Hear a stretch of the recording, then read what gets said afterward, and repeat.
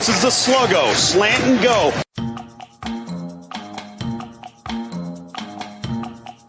Georgia Tech, Florida State. If you're going to ruin this show by doing research, Notre Dame. My dentist is a Notre Dame grad. Definitely smells. Casey, the Beef Cregan, for the 18th consecutive Wednesday night, I find myself talking to you. And it's so well ingrained into my family now. I told Parker, I said, hey, I'm getting ready to do the show with Casey. He said, I know, it's Wednesday. If it's Wednesday, it must be Sluggo night. What's happening in West Orange, New Jersey? Yeah, it's great. I even broke out my favorite shirt tonight, World's Okayest Husband. It is Wednesday. It also happens to be my 3-year anniversary with the missus. So we had a nice dinner, but she knew at 7:15 Eastern time, it was time to get on the show. So it was, we're going to celebrate this weekend, but that's why I broke out the World's Okayest Husband, because tonight that's what I am. Tonight. Well, congratulations on 3 years. I'm working on, we already had 16, but I'm still working on it. So we're headed towards 17. But I thought maybe how'd you like my shirt in honor of our guest that's coming up? That's awful. What's the foreshadowing for our people out there? That's awesome. It was also awfully just convenient because I went in the closet to grab a shirt and I saw Houston. Well, that'll work for tonight, man, because guy we've been looking forward to having on for a long time. There he is. Yeah. Houston Burnett. How are y'all tonight? We're doing good, man. How's it going? Doing good, man. Hey, I do dig the shirt. Like, as someone named Houston, look, I'm a hometown guy. I pulled for the Braves and the Panthers and all them, but I have a soft spot in my heart for any team named Houston, no matter how much they cheat in baseball. I pull for it. Don't listen to him, Parker. I love it. Hey, yeah, I was telling Casey, you probably heard, I was checking out the old wardrobe tonight. Casey always pulls the shirts, as you can see, out of the closet, something wild and crazy. And I saw this one that was sitting in the back there. Parker and I wore this, my son, to an Astros game a couple of years ago. So we had matching shirts back when he still liked his dad before he got into high school and all that stuff. So, but we usually start the guest out with a very, very easy question to get you into this. But we were talking beforehand. We said, Houston really knows this stuff. So let's start him out with a difficult question. Okay. Probably the hardest question tonight. When is the last time, or have you ever shaved? Honestly, it's kind of funny that you say that. It's probably been about 7 years since I've actually shaved this off completely. I started dating my wife probably a little early into 2014. And it was coming off a time where I hadn't been dating for a while. So I grew it out and I was like, well, I guess I need to get ready for tonight. She's like, nope, just keep it. I like it. So I was like, this is the one for me. I don't have to do anything here. So we're good. Yeah. Do you use the oils and stuff to make sure that, this is all natural, man. I'm like Trevor Lawrence, man. That's all it. It's become your staple. Now I've started watching religiously the Morgan Thomas show that you are a member of. Great show, great cast of characters there for you guys. But yeah, the beard is your staple, and I think it's great. I tried. Well, I mean, when you have two guys like Alan Adams and Morgan Thomas, you kind of got to balance it out with with this. Two clean cut guys, the collared shirts. That's not this group here. You fit in with this group, man. There we go. Oh, as Casey mentioned, Houston's part of the Morgan Thomas show. You know a great deal about Clemson football. Casey and I have been watching the show, and we like the cast, and everybody. We like all three of them. All three of them. All three of you. Of course, Morgan, the show's namesake. Big Al. It's not Weird Al, but I was thinking, with that purple shirt kind of thing he's got, that he, got a little phobia about the purple shirt. We could call him Weird Al and get away with it. Right? if you wanted to throw that in there one night, like just kind of get into the comments, that you like, nice to see you again, Weird Al. He might brush by it. If not, you could just say Houston said you could do that. I was big on the comments this week, and he was laughing. I had him laughing on a couple things. The Wolfpack thing. I called you guys NC State fans, because that's what they do all the time. But it's fun. So we definitely wanted to make sure that we knew and promote you guys too, because we appreciate you coming on here with us and spreading your knowledge to our fan base. So thank you again. Appreciate it. Hey, Casey, before we get started, Nelson's chimed in, so congratulations. Thanks, and Nelson. The part he didn't put in there was, I don't know how she made it 3 years, but I'll put that in there for Nelson. Hey, we want to start out, Houston, talking about not Clemson, because we want to save that all a little bit later in the show, and we get rocking and rolling, and I get fired up and get going there. But I want to start out talking about Florida and South Carolina and your takeaways from that game. My takeaway, well, let me hear yours first. So, you won't be maybe influenced by what I was thinking, but go ahead. What was your takeaway first for Florida?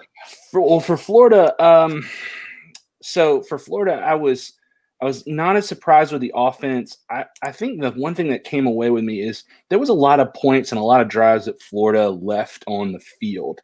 And for all the talk in the offseason about the offense that Florida had, now I'll say this, Kyle Pitts, monster. He didn't have as big a numbers as what he's normally used to, but what he had is big. He had a good day. Kyle Trask, though, he had times where he looked really good. And then you have one or two drives where I remember one specifically at the end of the game in the fourth quarter, he didn't hit a single completion. And these weren't like 50-yard bombs. These were 10 to 12-yard out routes that he wasn't hitting, and he was just sailing. So, maybe it's just the second game jitters, early season. Maybe they'll come into their own and beat Texas A&M. But, their offense, it was good, but I feel like they left a lot on the field. Yeah, it's funny that Kyle Pitts, he's getting all the pub now for the Mackey Award. He's got 6 touchdowns in 2 games. So I get it; the numbers are there. But he dropped a pass or two this past weekend, so I'm impressed with him. Don't get me wrong here, but he didn't put up the numbers. He didn't put up the 4 touchdowns he put up the week before. So yeah, I'm not a huge Kyle Trask fan. Boy, that's not an easy one to say.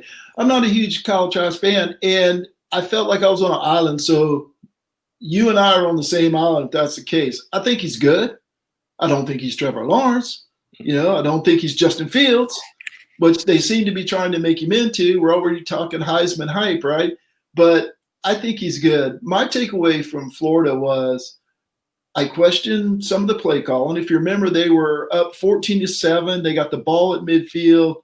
They got all these playmakers, and they run a read option, and Trask gets blasted and fumbles the ball. And that changed the game.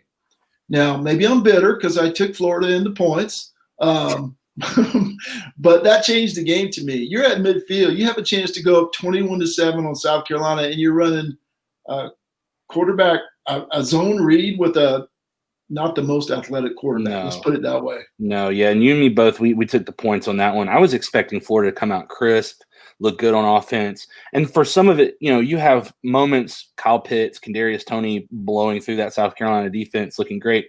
Kyle Trask, though, I don't understand the Heisman hype. I really don't. He's okay. He looks good, but I feel like once you have players like Justin Fields start getting involved, maybe some of these Pac-12 players, Jaden Daniels out of Arizona State, I think his Heisman hype is going to fade fast. Yeah, I don't think there's anything to it really, other than the fact that the gaudy touchdowns early season. That's where he's getting the love right now. And they once again, it's like the polls for me. I don't like them at all. It's that fodder. It's that Heisman fodder. Right now we got to throw name. I'm going off topic, but even Sam Ellinger's getting pub for that. How do you get pub if you lose a game? I mean, you're not even going to be in the conversation at the end of the year, really. So ETN's not getting his name mentioned all that often. I'm like, I know my bias is showing here, but let's be honest. It's early in the season. Let's ho-hum on Kyle Trask. Let's take a hit the break. His defense, there's only 70 teams, and 60 of them are worth of crap. So there's only so many players and teams to talk about up there. So I think, as both of you guys said, once once Justin Fields starts playing, some of the other teams start playing, the love will go away. So I questioned the play calling, the coaching, and I also questioned the Florida defense. What in the heck is going on there? And I know I did listen to the show Monday, so I heard you talking about that Florida defense. But for the fans who didn't see your show on Monday, the Morgan Thomas show, the Florida defense. It is garbage. That defense is garbage. I'll abbreviate it. We don't have to go into it. That defense is trash, dude. I'm just saying this because how can you have a game plan knowing that they threw the ball 10 times to Shi Smith when Tennessee played? Okay, that's your only offense. They throw it 12 times to Shi Smith. He's had a receptions heyday in his first 2 games, which if I'm a South Carolina fan, I'm a little bit worried that I'm not having any of my other wide receivers step up, whether that's Xavier Legette or some of these freshmen that they've been talking about, or half their quarterback roster that they've got playing wide receiver. You got to be worried a little about that if you have a defense competent enough to stop your wide receivers. But it was terrible. And then 2, I know some people will get on to South Carolina about the whole drive. We can talk about that in a minute at the end of the game. But if you're Florida and you just let South Carolina, A, first drive of the game, drive it down your throat and score, and B, you get it within shouting distance at the end of the game where they virtually moved it down the field with no problems.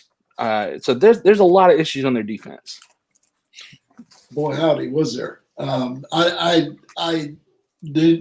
They just, to me, they're not an elite team because of those 2 reasons. I question their coaching in that game, the play calling mainly, but also if you don't have good coaching and you don't have a good solid defense, it's going to get you in the end. Whether that's the SEC championship game or a playoff game or the title game.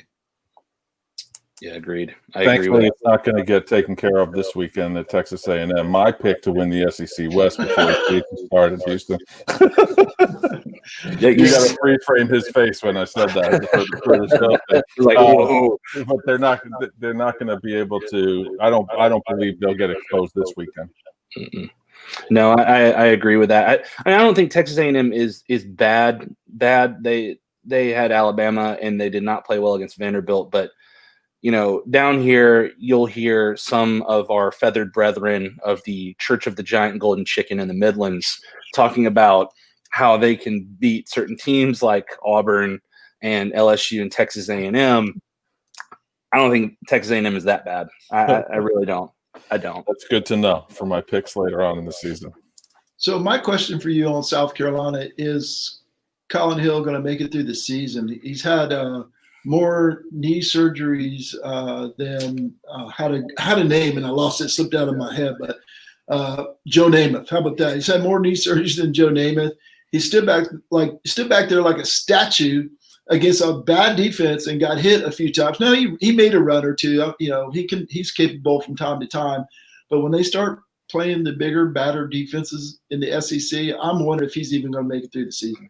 So here's an interesting thought, because to credit to Colin Hill, he hasn't played that bad. He's done a lot better than I expected.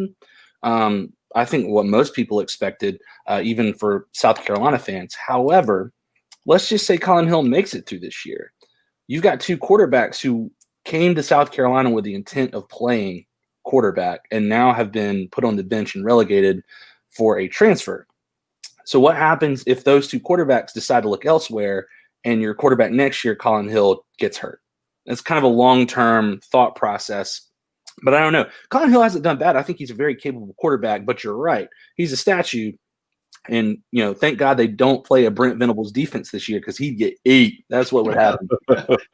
We call that quarterback plan the Georgia plan. Like they just rotate in and out. You don't know who's on campus and off campus and where they're going. Yeah, it definitely feels in South Carolina like it might be a coach-saving kind of move to play Colin Hill. And I don't know, this huddle, this slowdown offense has really kind of come back to bite them the last 2 weeks with their long fourth-quarter drives down 2 touchdowns. It's been something to behold down there in Columbia. Hey, let's move on to a game and a rivalry that's near and dear to my heart. No, it's not Texas State and Louisiana Monroe. It's Texas and Oklahoma, two of the worst performing teams of the early season so far. What do you got, Houston? What do you got on Texas? Start with the Longhorns, about 20 miles to my left out here. Oh, man, I've always wanted to make it out there. A quick story. For a guy named Houston, I've never been to Texas before in my life. Never been. I got to visit. And one of the things that I want to do out there is go see the Longhorns play, whether it's in the Cotton Bowl against the Sooners or in Austin. I actually like Texas in this game. I know a lot of people are saying, no way Oklahoma can lose 3 in a row. There is an absolute way Oklahoma can lose 3 games in a row, and it's called they can't run the ball and they can't defend. When Spencer, period. I mean, look, when you look at their offense, it's based and predicated on Spencer Rattler, who's very good. I know that y'all are high on Spencer Rattler. He's a very good he's okay. Well, the thing about it is he's young. He's not like these other quarterbacks that they've had come through, Mayfield, Murray, or Hurts, who's been a starter, worked in a system, kind of built their way up. This is new to him. This is the show, and it's going to be some growing pains for him, especially when he has no support. Whereas Texas, they also don't defend. They are not very good on defense, but at least they have some semblance of offense that can move down the field and have a senior leader. And they also tend to have these like early season, like, I don't know. I don't know how to describe like farts of a game, basically, that kind of happen. And I think this is kind of what they go through at the beginning. They won't go to the playoff, but they'll beat Oklahoma this year, and that's kind of their consolation, I guess you'd say. Then Texas is back. Yeah, absolutely. Yeah, totally back to giving up 40 points a game. That's it. They're back this week. Yeah, Texas is a mystery wrapped in an enigma, whatever that old saying is. You just can't figure them out. They got all the athletes in the world, and they finally got the coach, and it just doesn't work, for whatever reason. And it kind of reminds me of the early Dabo Clemson teams that just couldn't get over the hump for whatever reason. They got a good kicker. They got a great punter. They got a great quarterback. They got athletes all over the field, but they lose. And I haven't figured out. Oklahoma, hey, Rattler's a little joke between Casey and I because I saw him on, it's not Last Chance U, whatever the Heisman quarterback, QB1. And he was really good. But as the season went on, he started irritating me, his personality, and then he got suspended, and he lied about why he got suspended. And I was like, oh, Oklahoma, perfect fit for this dude, right? Perfect fit. They know about suspending guys and not telling anybody the details. But so it was kind of a joke. And then I told Casey, it really doesn't matter who the Oklahoma quarterback is because Lincoln Riley is going to make him into a Heisman contender.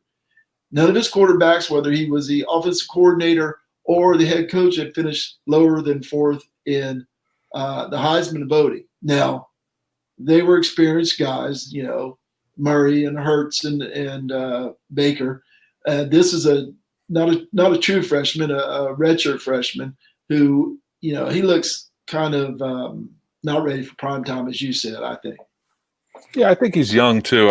Sorry, Houston. I just think he's young, and not having a guy behind him like Trey Sermon or Kennedy Brooks in the backfield as like a safety, even a dump down, especially in the Big 12. He doesn't have that yet, or he's not comfortable with it yet.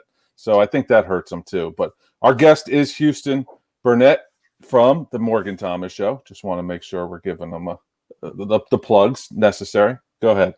Yeah, no, I was going to say I agree. I mean, it would be helpful for Spencer Rattler to have someone like a Travis Etienne, and in that case, it would be a Kennedy Brooks or a Trey Sermon, who, Trey Sermon didn't necessarily light the world on fire, but he was good enough to be that senior, let's hold down the fort, go do what we need to do, and at least get some yards. I think a Trey Sermon would have helped them beat both Kansas State and Iowa State in those situations, and we don't have that, and you're relying on somebody who doesn't have any of those options and is still getting used to it. The season could go south really quick if they have another performance like they do against a team that's actually talented in Texas. So we're going to have either a 1-3 Oklahoma team or 2-2 Oklahoma and 2-2 Texas, which really, it warms my heart because me living here would be like you guys living at 5 points basically. So Nelson, our buddy Nelson Will had chimed in on the message and said Oklahoma's on their third or fourth team running back. The others transferred or opted out. I forgot about that. So they are down a whole bunch at the running back position. So maybe that's why they're having trouble running the ball. Okay, as Casey mentioned, our guest is Houston Burnett from the Morgan Thomas Show. Let's move on and talk about Alabama. Houston, your take on Alabama? It's Alabama. Their offense right now. The one thing that I would be worried about if I'm an Alabama fan is we've seen them do this before in years past, where you're just throwing deep balls to your wide open wide receivers. You got a running back that's more talented than anybody else on the field, and then you get to the end of the season when a more talented or a quasi more talented team has figured this out and exposes some warts and could be a problem when you get into the playoffs. Now, right now, everybody is just fawning over them, and Mac Jones can do no wrong, and Najee Harris is, the second coming of Bo Jackson or whatever. But I think that we still have a lot to see from Alabama before I'm ready to say, all right, this could be a national title contender, or at least something that I think Clemson would have a really, really bad problem with. But that's still not to say they are very, very good. They're very good. All right. Alabama. Well, it is the SEC, so of course they're going to overtake Clemson, even with a 52-0 Clemson win on Saturday. That's Nelson's other point. He thinks eventually, no matter if Clemson continues to win, that Alabama is going to overtake them because of the SEC bias. And I think I haven't watched much of Alabama. I've been too busy focusing on Oklahoma and Texas losing to really give them a good look. Again, our guest is Houston Burnett from the Morgan Thomas Show. Hey, we want to move over and talk about Clemson and Virginia for a couple of minutes before we get into this week's game. My takeaways from this game was the production was incredibly bad. The ACC network, it was like a third-rate network. It was like watching the Home Shopping Network. They actually had advertisements in prime time Saturday night from something called Lucinda'sKitchen.com, which I did check out, and it is much like a Home Shopping Network kind of show. I bought two of those spatulas. Those things are great. But the whole production, and maybe it was it like that in the stadium, because it was just weird and dead and poorly run, and the game had no energy. The announcer sounded. I texted Casey during the game. I said, my grandpa died in 1872, and he still got more energy than these two guys talking about this football game. Yeah, and I wish I could say that I was there. We redshirted our tickets this year, and I'm trying to make it out to a game this year. But watching the game, I don't know if you knew this, but Virginia has a wide receiver that's 6'7". Is it Logan Thomas? Logan Thomas. Yeah. Is he back? Yeah, Logan Thomas. He's really, really tall. He's really, really tall. And I said that on every play. They said it on every play. And honestly, I didn't notice until I had a friend of mine text me. Shout out Daniel McDowell. He's the man. He texted me. He's like, they won't stop saying this. I can't stand it. I was like, wait a minute. And as soon as they got to the end of the game, I heard him when they threw the ball to him. He was like, and now to I can't remember the kid's name. As Terrell Lewis, I think was his name. I don't remember his last name. I think it was Lewis. And they threw it to him. He's like, Lewis going for the ball. He's 6'7". I was like, oh, now I can't not hear. It's almost like the Vandy Whistler at a baseball game.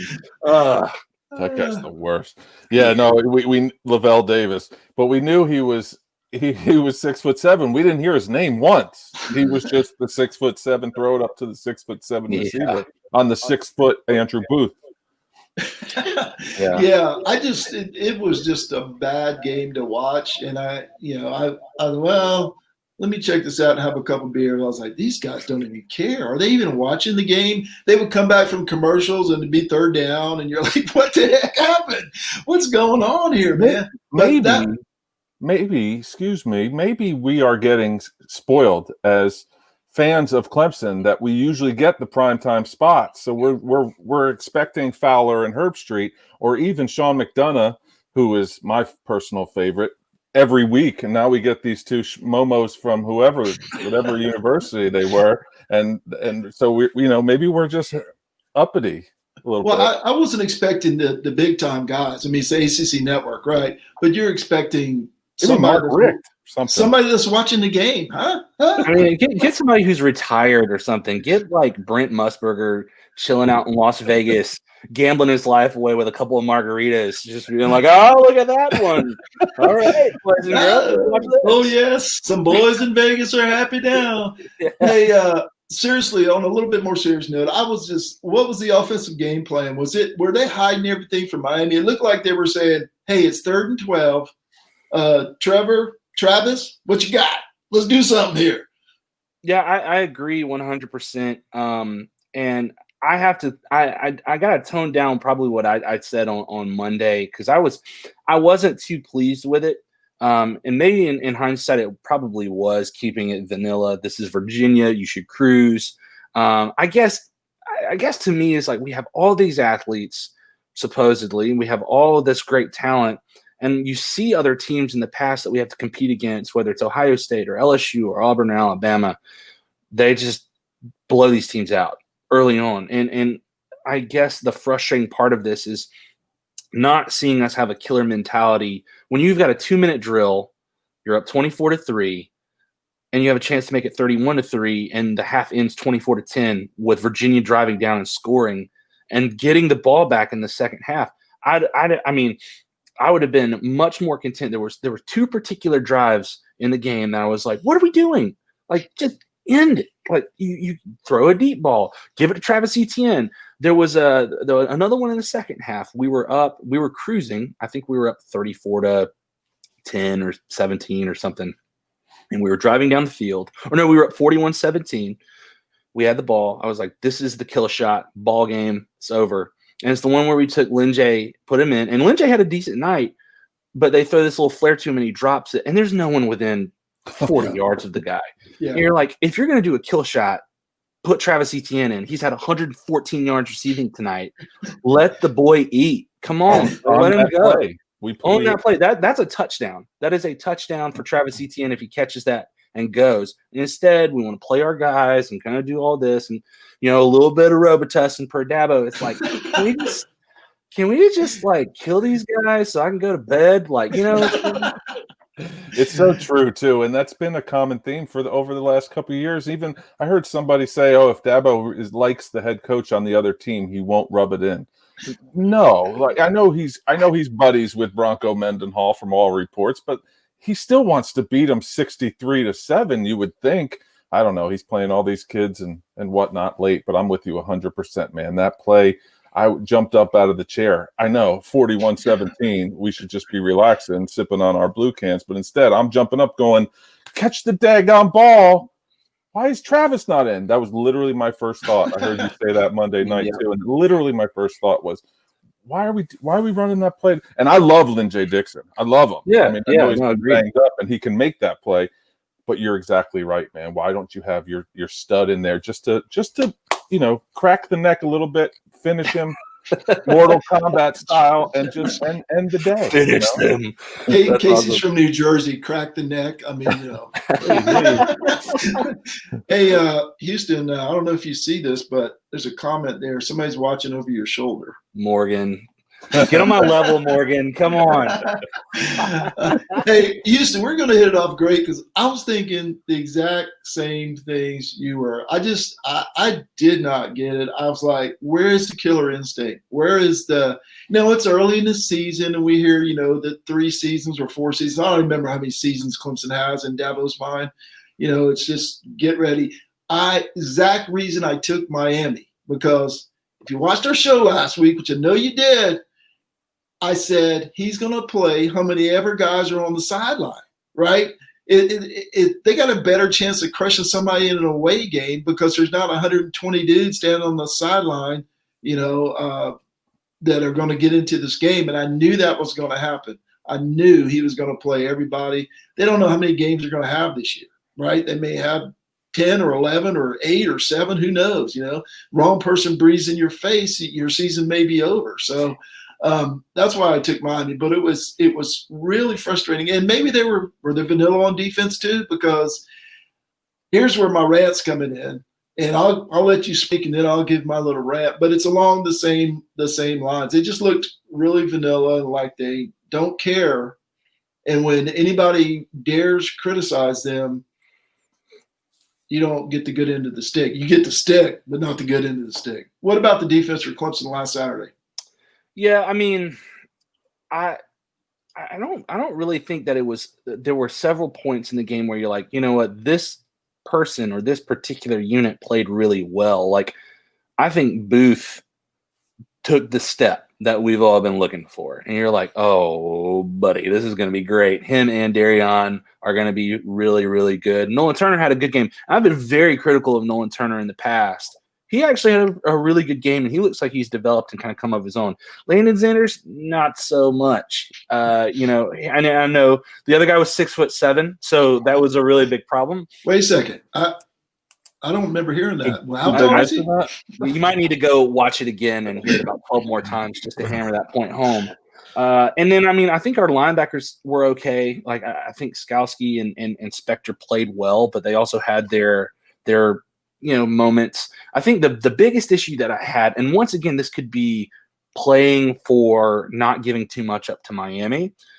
Why are we running 3-man fronts against teams like Virginia, whose primary goal is to run, when you've basically got a fullback playing quarterback?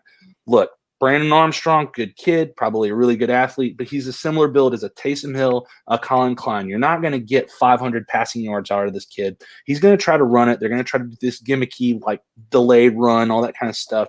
That's exactly what they did. They baited Clemson to rushing. We'd only rush 3 or 4, maybe 5 max. We'd run past him, and he'd go for 12 yards. When you see us go a 4-man front, and we'd bring 5 or 6 with a 4-man front, we'd get sacks. That's what would happen. Now, I think what they're preparing for is, you have a little bit more talented athlete that you're dealing with in De'Aaron King.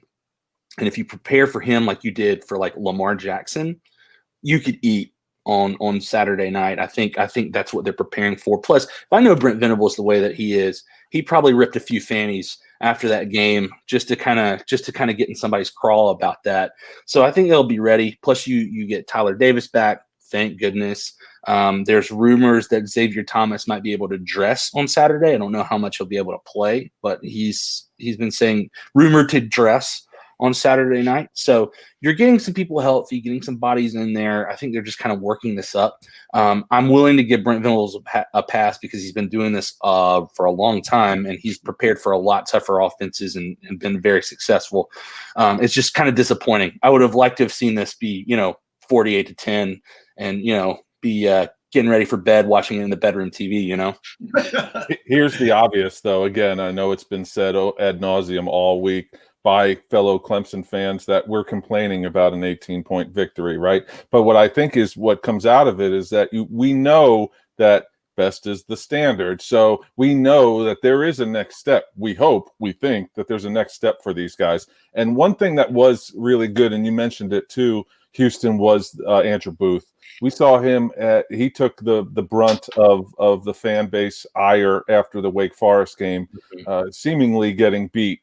Now, after some film review, it may have been some lacking of safety more than him necessarily, but he was the name we saw at the back of his jersey, right?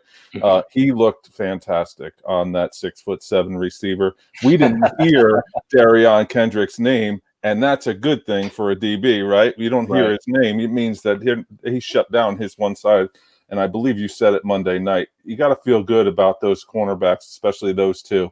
Now, yes, we may have some questions at safety. I'm hoping, and I'm so optimistic that maybe Landon Sanders takes that step like Booth did this week. Maybe he got a little bit exposed in some plays last week. Maybe he's the spy this week. Maybe on De'Aaron King. Maybe they send him on a couple rushes. He's got to shore up his tackling. There was definitely some tackles he missed on. That fake targeting call was almost the worst call I've ever seen in my entire life. Biased. But, yeah, so I hope they take a step up this week And I guess we'll talk about that coming up here shortly. Yeah, no doubt. Here's my take. Casey kind of hit on it, that, and it's not so much from other fans. There's actually guys that get paid to write about Clemson, and they're using the word fan with the air quotes around it because people were complaining about winning by 18.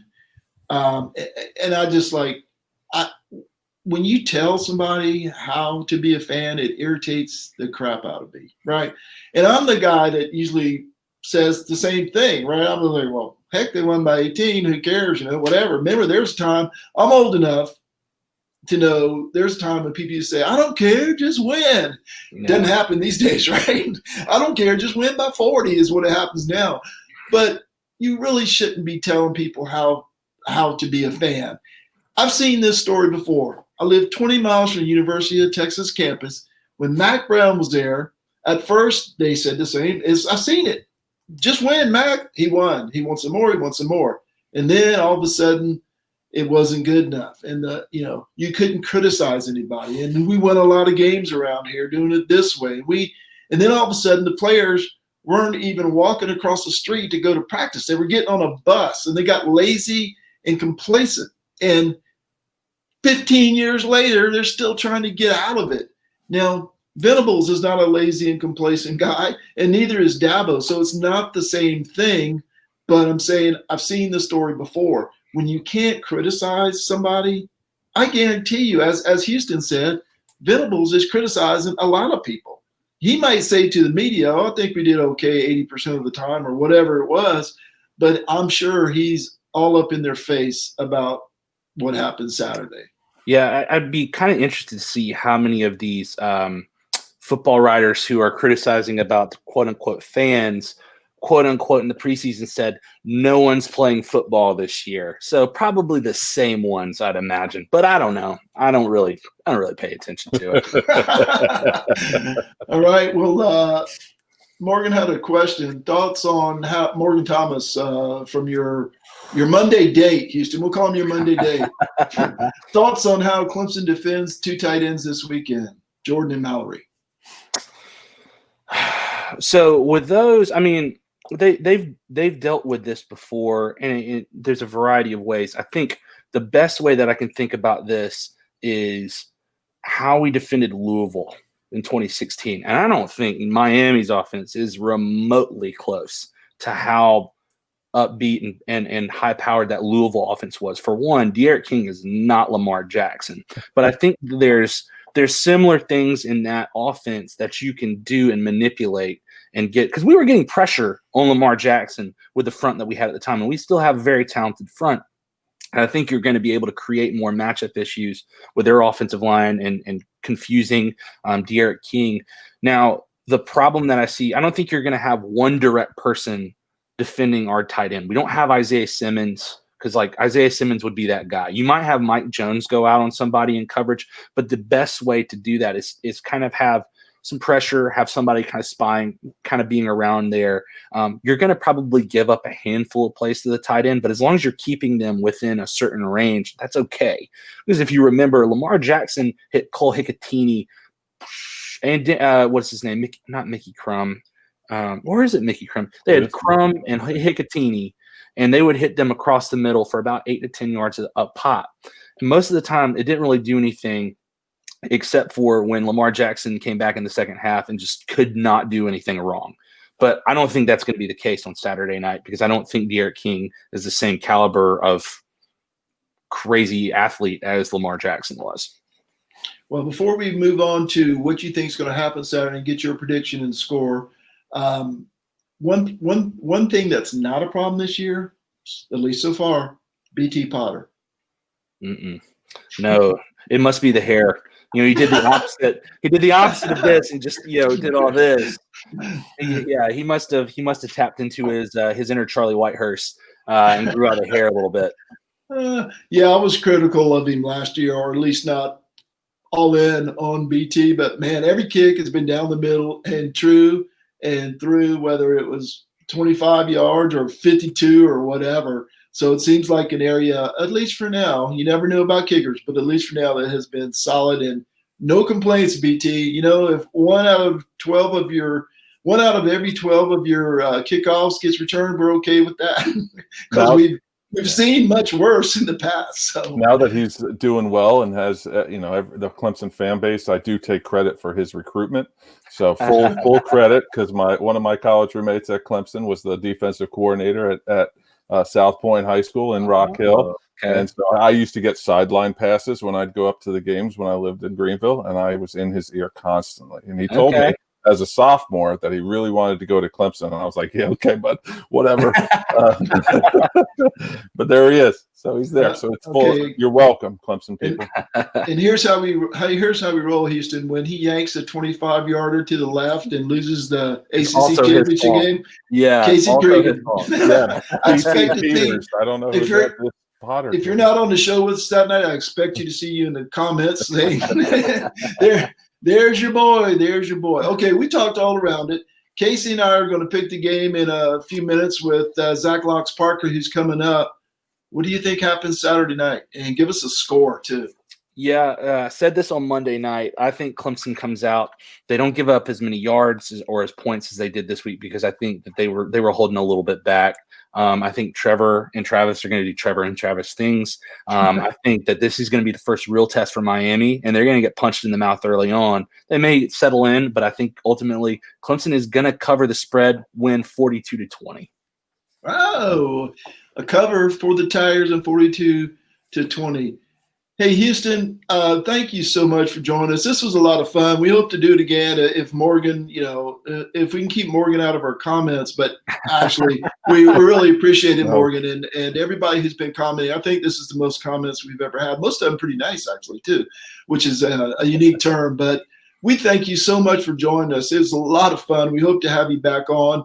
And tell Weird Al and Morgan, we said thanks for sharing you with us, and hope to see you soon. Talk to you soon. Absolutely. Thanks for having me, guys. Check us out on Monday night. We'll do. The Morgan Thomas Show every Monday night on your internet. Yes, sir. We'll see y'all. Thank you so much. Thank you. Later. Hey, Casey, before we get to Zach Locks Parker, guess what I did today? What'd you do? Give it to me. I had a sausage, an Opa sausage from Fredericksburg, Texas. It's German-style sausage, and let me tell you, it was good. And you know what? Where you're going?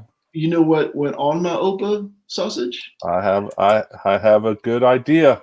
Hey, I was cooking with mesquite on the grill, and guess what went on my Opa sausage? It was the Pit Boss sauces, mesquite barbecue sauce, and you were right, pretty darn tasty.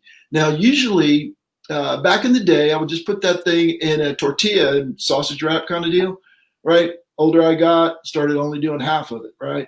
Now I'm at an age where I just slice up, I slice it up into 7 or 8 and snack on it kind of through the day, right? Because I can't take it all at once. Today, with the Pit Boss's sauce on there, ate the whole dang thing. Yeah, right. in one sitting, I had the whole thing because of the mesquite, Terzi's mesquite sauce, pitbosssauce.com. Yeah, it's very good. I have the mesquite. I got the Carolina sweet heat that I put on, made my wife put on the chicken the other night.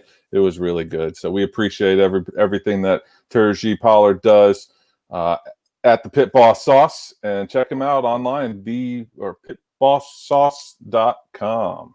It is the pitbosssauce.com. Hey, Eddie Lockett, who is a lifetime diehard Miami Hurricanes fan, says, please take it easy on a Saturday night. Haven't seen anything to show ready for Clemson. Now back to regularly scheduled programming. Thanks for checking in, Eddie. Hey, we talk a lot of Clemson because that's who we are and where we're from and all that good stuff. But we love college football, Miami fan, South Carolina fan, whoever. Come on in, talk to us, enjoy it. And what you really should enjoy are our picks. This guy right here, Zach Locks Parker, has his own intro music, and I should have played it before I put his face on the screen, but it's never too late, Zach. Definitely smells. The shortest intro music in the history of the world, and it's about 2 seconds longer than we actually deserve, because, guys, tragedy is going to play out on your screen. Oh God. Now, Zach's on mute too. It's like are you on 2020. mute? There he is. So bad. Yeah, let's do that again for the fans out there to make sure. Now, I told you guys there was going to be math today, and I'm going to do the math, so you two don't have to worry about it.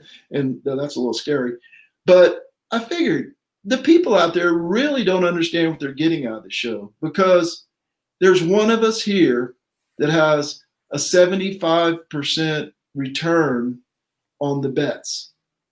And you're looking at him right there in the middle, Casey the Beef Cregan. If you started this season with $1,000 and bet $100 on each of the games, the other way, on Casey's bets, you'd now be sitting at $1,750, assuming a 10% vig. So, Casey, you have done great for the people out there. They just have to remember to pick the other team. The other way. Besides your picking, because you turned $1,000 into $1,750 in 5 weeks. 5 weeks. It's amazing. And I was going to say, I don't think you could have done any worse if you tried, but I did the rando picks last week, and Casey was 1-4. The rando picks was 0-5. So, Casey, you're not in last place technically. Well, I take that as a victory. You got to think positive in this 2020 pandemic era. So I'm taking that as a win. And basically, I might as well have gone 5-0. That's how I'm feeling this week. But this week's a new week. Locks is here. We're ready. This is my start to climb to the top. I don't know if you heard earlier, Zach, but I started out the week. Remember when I texted you guys and said, "You're in trouble. I'm doing research." That lasted about 10 minutes. I got confused and dismayed, and depression set in. I kept looking at my record, and I said, screw it. These guys aren't doing research, so why should I? We're at the point of no return pretty much now. After this week, if we just don't go 5-0, like it's just not going to happen for us. So just keep on doing what we're doing. Just not going to happen. Okay, we go in reverse order from worst to best, and those are air quotes. Best is in air quotes. Worst is not, because worst is pretty bad. Virginia Tech is getting 5.5 points. They're traveling to North Carolina, University of North Carolina, Chapel Hill, Blue Heaven, or whatever they call it over there. Beef, you stink the most, so you're going first. I really like Sam Howell. I think he is one of the best quarterbacks going in the country, not named Trevor Lawrence. I'm a true believer in what they're doing in North Carolina. That's why I'm picking Virginia Tech to win this game outright. Yeah. All right. Got one pick, Virginia Tech. Zach has a fan. Oh, man, he's got his own intro and one fan. Yep. Is that Mrs. Locks there? No, he's even got my emojis up. Yeah, he's even got his own emojis. Nice. But do you have a winner for us, Zach, in this game, Virginia Tech and North Carolina? Well, back to research. Virginia Tech leads the nation with over 7 yards per carry, and UNC is also the best in the nation against the run. So a little bit of a matchup here to look forward to. I do like the 5.5 point line. I think that made this a little easier to pick for me. And I agree with Casey what he said. I think defense wins. And I also like the quarterback edge. Like you said, the kid from North Carolina's got a bright future ahead of him past this in the NFL too, I think. So I like UNC here. I'll take them. All right. We got one for Virginia Tech and one for North Carolina. I'm the tiebreaker. Great. Hey, all that research I did, what I really found out was the last 10 games, Virginia Tech is 8-2 against North Carolina, 7-3 against the spread. So, well, Virginia Tech, right? They kind of been living on the edge. You don't know how many people are going to have on the sidelines. They're going to have 20 out or 15 or 18 or whatever. So I considered going with North Carolina here because I also think North Carolina didn't have their best game last week, and they may be ready to roll this week. Yeah. But I'm going to take the 5.5 points and go with Virginia Tech. So 2 Virginia Techs, 1 North Carolina. Next up, Tennessee and Georgia. Volunteers are getting 12.5 points. Mr. Zach Locks Parker. Who do you got in this one? This is in your neck of the woods, your favorite team and your favorite conference. It is. It definitely is both. And big SEC honk. We all know that. Cade Mays, transfer from Georgia to Tennessee, actually played last week. I don't think he started, but he's starting this week versus Georgia versus old team. Already shows up a pretty solid offensive line that they have there. This is actually the 50th meeting between Georgia and Tennessee. Georgia leads 24, 23, and 2. So it's a pretty tight series overall. Georgia's actually won 3 in a row by an average of 32 points. I'm really having a hard time with this one. Everything that I've read points me one way and then points me the other. I think I am going to go with. I'm going to take Tennessee here. I think they're going to make a game of it, and I think Georgia will win, but it's going to be a tight one. I think. Okay, Tennessee for Mr. Parker. Yeah, I was on the same train of thought. I think Tennessee's going to keep it close. And then I looked at the numbers and realized that the last 3 years, its average score has been like 40-8 Georgia or 41-9, something along that line. And I started wondering how Tennessee was going to score any points against Georgia. Now, it hadn't been a shutout in the SEC yet, but so they'll find a way to score. And they'll get 7 or 10, probably 6 or 7, 10, something like that. I think Georgia gets enough, and I'm going to take Georgia to cover after thinking I was going to Tennessee most of the week. So my research is shot to heck. Casey the Beef Cregan, who you got?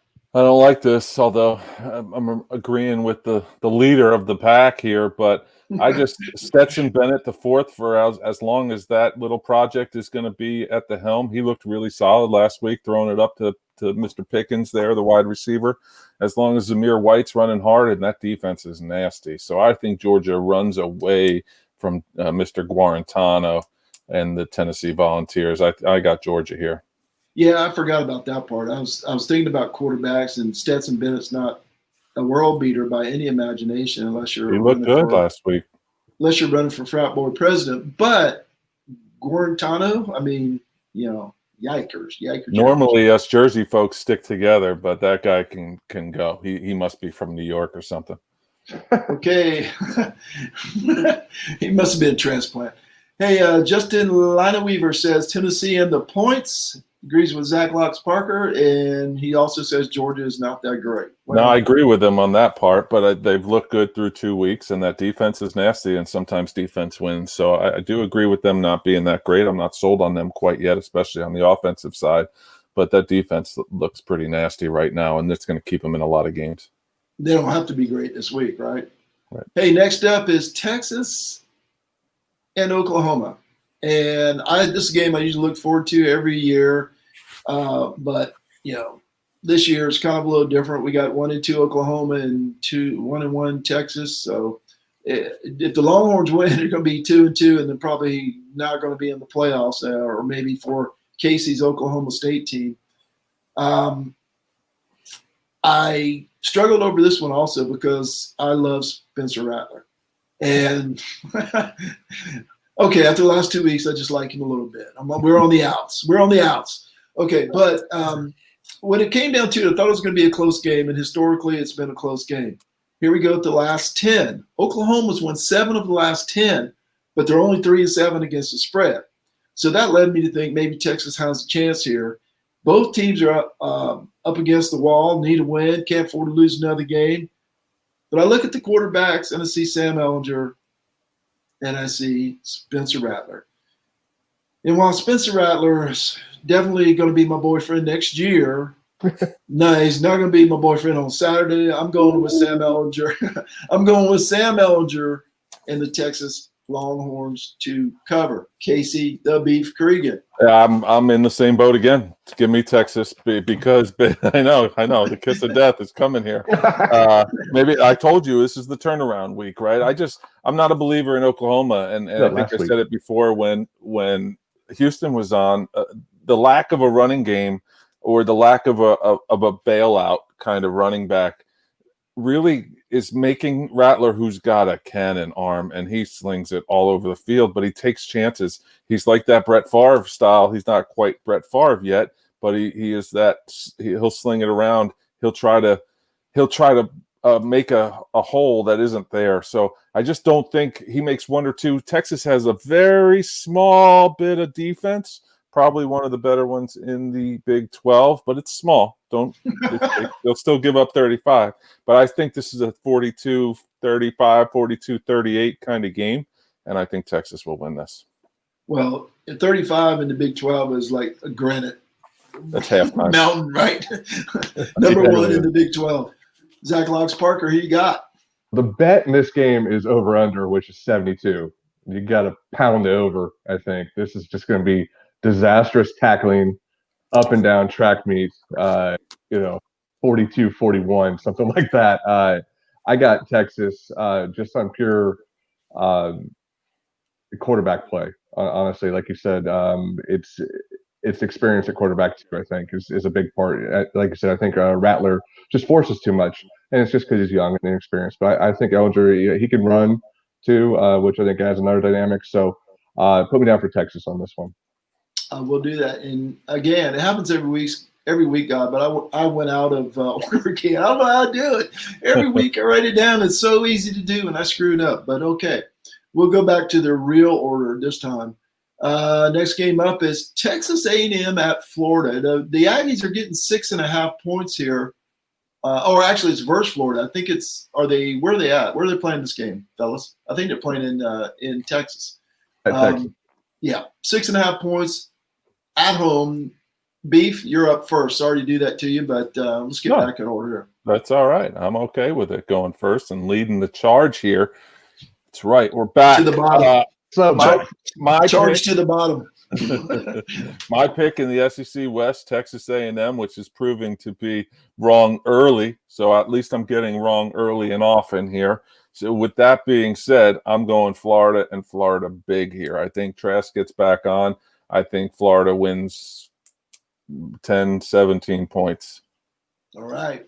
Beef takes Florida. And up next is Locks. You're up next.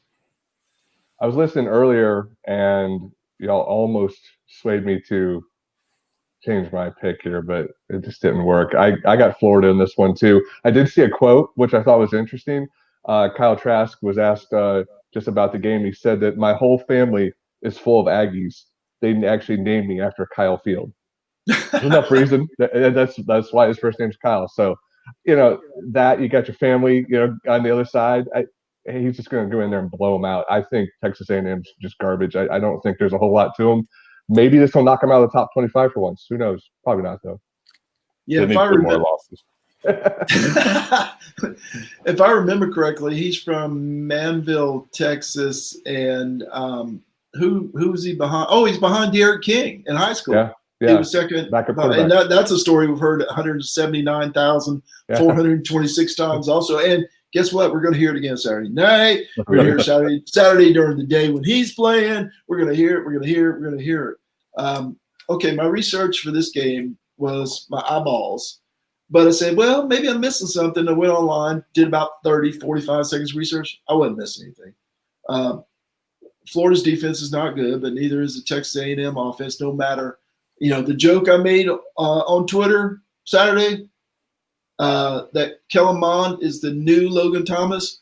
No matter what you see, game after game, year after year, no matter what your eyes tell you, they're going to tell you he's really, really good. And if he just had some guys around him, he's really good. I promise you, Kellen Mond is good. They're going to keep telling you that no matter what you see. Now, he may light it up, that Florida defense for 400 yards, but Florida is going to light up the A&M offense. And I think Florida is going to absolutely boat race the Texas A&M Aggies. Okay, the final pick of the night, Miami at Clemson. And I go first on this one. I really seriously went back and forth on this one. Did a little research. Clemson's dominated this series, if you can call it that. They play so infrequently. Against the spread, the Tigers are 5-1. The average score has been 15 points, which is interesting, with a 14-point spread. But it's been heavily skewed the last 2 years in the 96-3 total. Those Miami teams aren't this Miami team because this Miami team has a capable quarterback and some other weapons, I believe. And there's not going to be 80,000 people in the real Death Valley on Saturday cheering on Clemson. Very tough decision, but here's what I'm thinking.